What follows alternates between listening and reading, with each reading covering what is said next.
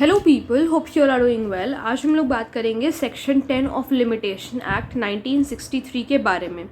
Section 10 हमें बताता है suits against trustees and their legal representative. अगर ट्रस्टीज़ के अगेंस्ट अगर सूट फाइल करना है और उनके लीगल रिप्रेजेंटेटिव के अगेंस्ट, तो वो कैसे होगा। तो ये जो सेक्शन है ये एक्सेप्शन है सेक्शन 3 सबसेक्शन 1 का। Section 3 subsection 1 bar of limitation के बारे में बताता है, जिसका जनरल रूल ये कहता है कि लिमिटेशन पीरियड अगर आपका ख़त्म हो गया है, एक्सपायर हो गया है, तो फिर आप सूट फाइल नहीं कर सकते हो। इसमें क्या बताया है, when the property of the trust is vested for some specific purpose. जब ट्रस्ट की प्रॉपर्टी किसी स्पेसिफिक पर्पस के लिए वेस्ट की गई है, फॉर एग्जांपल स्कूल, और उसके जो ट्रस्टी और लीगल रिप्रेजेंटेटिव हैं वो उस प्रॉपर्टी का फंड्स यूज़ कर रहे हैं अपने पर्सनल यूज़ के लिए। वो मतलब रखे हुए हैं, यूज़ क्या कर रहे हैं, वो अपने जो फंड्स हैं वो अपने पास रखे हैं फॉर देयर यूज़, ठीक है। The beneficiaries of that property have no limitation period for filing a suit.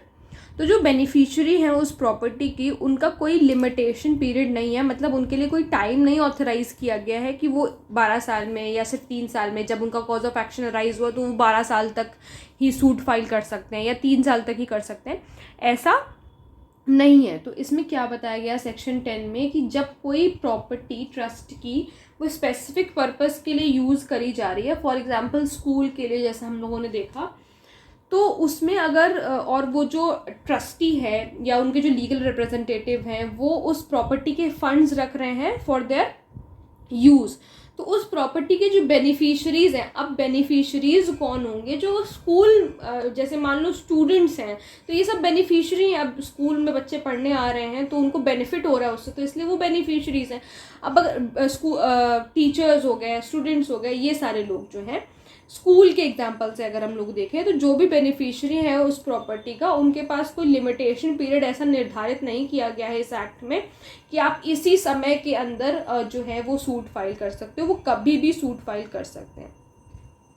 Explanation इसमें ये है, एनी हिंदू, मुस्लिम और बुद्धिस्ट रिलीजियस और चैरिटेबल एंडोमेंट, अगर कोई हिंदू, मुस्लिम और बुद्धिस्ट का कुछ ऐसा रिलीजियस वाला चीज़ है, ठीक है, तो shall be deemed to be a property vested in trust, तो उसको माना जाएगा कि वो जो प्रॉपर्टी है वो ट्रस्ट में वेस्टेड है और उसका जो मैनेजर है वो ट्रस्टी है। इसमें सिर्फ इतनी ही बात याद रखनी है और कुछ इसमें खास है नहीं, कि जो प्रॉपर्टी है उसको माना जाएगा कि वो ट्रस्ट में वेस्टेड है और उसका जो मैनेजर है उसको हम लोग ट्रस्टी बोलेंगे, ठीक है।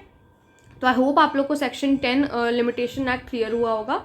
अगर कोई प्रॉब्लम है तो please let me know in the comment section, और अगर आप लोग किसी टॉपिक पे वीडियो देखना चाहते हैं तो वो भी प्लीज़ मुझे ज़रूर बताइएगा। Thank you so much.